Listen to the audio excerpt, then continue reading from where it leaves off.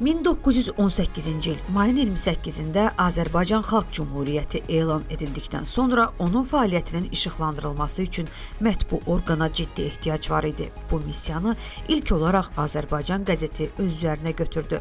1918-1920-ci illərdə Azərbaycan Xalq Cümhuriyyəti ideyalarını təbliğ edən hökumətin daxili və xarici siyasətini oxuculara vaxtında və yüksək peşəkarlıqla çatdıran ilk mətbu orqanı Azərbaycan qəzeti oldu. Azərbaycan qəzeti hökumətin orqanı kimi əvvəlcə Gəncədə həftədə 2 dəfə, sonralar isə Bakıda Azərbaycan və rus dillərində gündəlik nəşr edildi. Qəzetdə Ermənistanın Azərbaycana qarşı əsassız ərazi iddiası, Zəngəzur, Naxçıvan və Qarabağda Azərbaycan xalqına qarşı törədilən kütləvi qırğınlar, Ermənistan Respublikası ərazisində yaşayan azərbaycanlıların kütləvi surətdə məhv edilməsi və tarixi torpaqlarından silah gücünə qovulması haqqında çoxlu məlumatlar işıq üzü görürdü. Qəzet həmçinin Azərbaycanın Ermənistandakı diplomatik nümayəndəliyinin fəaliyyətini də müntəzəm olaraq işıqlandırırdı.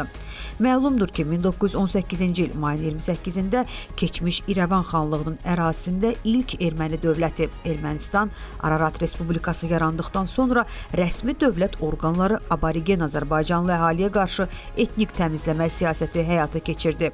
Azərbaycan Milli Şurasının 1918-ci il mayın 31-də keçirilən iclasının qərarı ilə İrəvan şəhəri o şərtlə Ermənistan Respublikasına paytaxt kimi güzəştə gedilmişdi ki, Azərbaycana qarşı ərazi iddiasından əl çəksin. Lakin Ermənistan hökuməti nəinki vədinə əməl etdi, əksinə həm Azərbaycan Respublikasının ərazilərinin işğalını, həm də İrəvan quberniyası ərazisində Azərbaycanlılara qarşı soyqırım siyasətini davam etdirdi. Bütün bunlar Azərbaycan qəzetinin diqqət mərkəzində saxladığı əsas mövzulardan idi. Araşdırmalar göstərir ki, Azərbaycan qəzetində Qərbi Azərbaycanla bağlı kifayət qədər material dərc olunub. Qəzetin bir çox nömrələrində Qərbi Azərbaycanla bağlı ciddi faktlar var. Sadəcə bu faktlar 80 ildən çox müddət ərzində diqqətdən kənar qalıb. Çünki qəzet ərəb qrafikası ilə nəşr olunub. Bu məlumatlar artıq ərəb əlifbasından tərcümə olunaraq kitab şəklində oxuculara təqdim olunur. ADA Universitetinin təşəbbüsü və dəstəyi ilə Qərbi Azərbaycan icmasının nəşr etdirdiyi Azərbaycan qəzetində Qərbi Azərbaycan mövzusu sentyabr 1918, oktyabr 1919 kitabının təqdimat mərasimi keçirildi.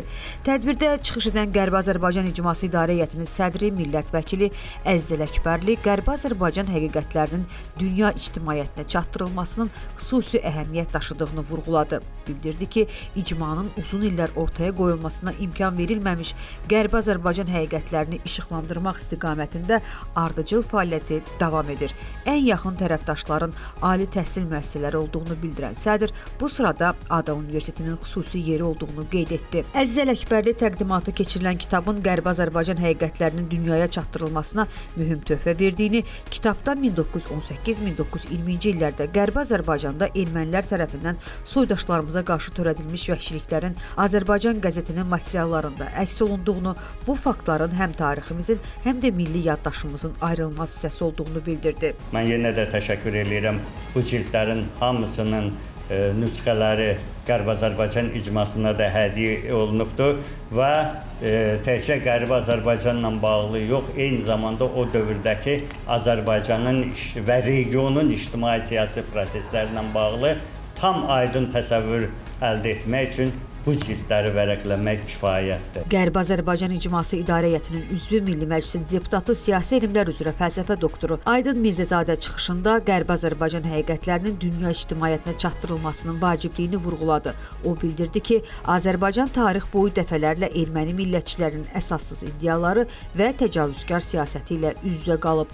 Kitab bir daha göstərir ki, xalqımız tarixən deportasiyalara, soyqırımı cəhdlərinə baxmayaraq ciddi müqavimət göstərib. Həmin dövrdə mətbuatda dərc olunan yazılar sadəcə quru informasiya deyil, həm də xalqımızın faciələrini, eyni zamanda mübarizəsini əks etdirən qiymətli tarixi mənbələrdir. Təqdimat mərasimində çıxış edən Dövlət Mükafatı laureatı, tarix üzrə fəlsəfə doktoru, Azərbaycan Milli Elmlər Akademiyasının Tarix İnstitutunun elmi işçisi, Qərbi Azərbaycan tarixi üzrə mütəxəssis Nazim Mustafa, ADA Universitetinin prorektoru, Milli Məclisin deputatı Fariz İsmailzadə, kitabın müəllifi Azad Ağaoğlu, İdarə Heyətinin üzvü Azərbaycan Azərbaycan Milli Elmlər Akademiyasının Tarix İnstitutunda Qərbi Azərbaycan Tarixi şöbəsinin müdiri, tarix üzrə fəlsəfə doktoru Cəbri Bəhramov qeyd etdilər ki, araşdırmalar yalnız tarixi faktların üzə çıxarılması ilə məhdudlaşmır, həm də hüquqi müstəvidə dəyərləndirilir.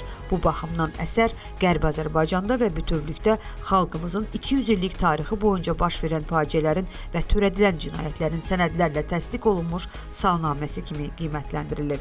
Bu kitabda xalqımız üçün çox vacib, mühüm məsələlər, yəni qaranlıq səhifələr burada açıqlanır. Şəxsən mən özüm deməli Ada Universiteti Azərbaycan qəzetinin ayba-ay hərəsini bir cilddə nəşr edir. Yəni 20 cilddən çox. Ancaq buradan o cildlərin içərisindən çıxarılıb Qərbi Azərbaycana aid olan faktlar, sənədlər, məktublar və o zaman o dövrün notaları Ermənistan dövlətinə verilən bu da öz əksini tapır. Yəni şəxsən mən özüm o adanın buraxdığı 2 cildini araşdırmışdım, vərəqləmişdim və oradan üçünü çıxardırdım ki, nə var Qərbi Azərbaycana aid. 3-cü cildin üzərində işləyirdim. Artıq bu kitab kifayət edir ki, 1 illik Qərbi Azərbaycanla bağlı Azərbaycan qəzetində olan bütün faktlar burada toplanır. Bu kitabda Qərbi Azərbaycan ərazisində baş verən hadisələr öz əksini tapır.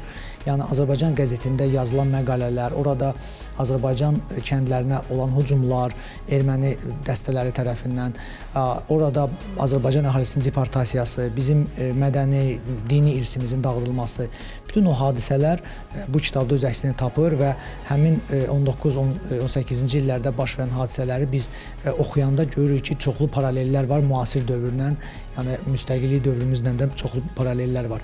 Və biz ümid edirik ki, bu kitab çox faydalı bir resurs olacaq, həm gənc tədqiqatçılara, alimlərə, aspirantlara və bu kitabın üzərində çoxlu elmi əsərlər, elmi dissertasiyalar gələcəkdə hazırlanacaq.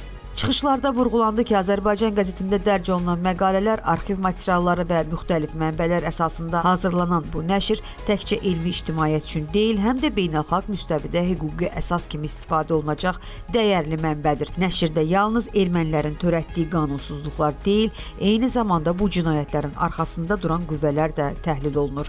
Bu faktların araşdırılması tarixi ədalətin bərpası baxımından xüsusi əhəmiyyət daşıyır. Tədbirin sonunda xatirə fotosu çəkildi.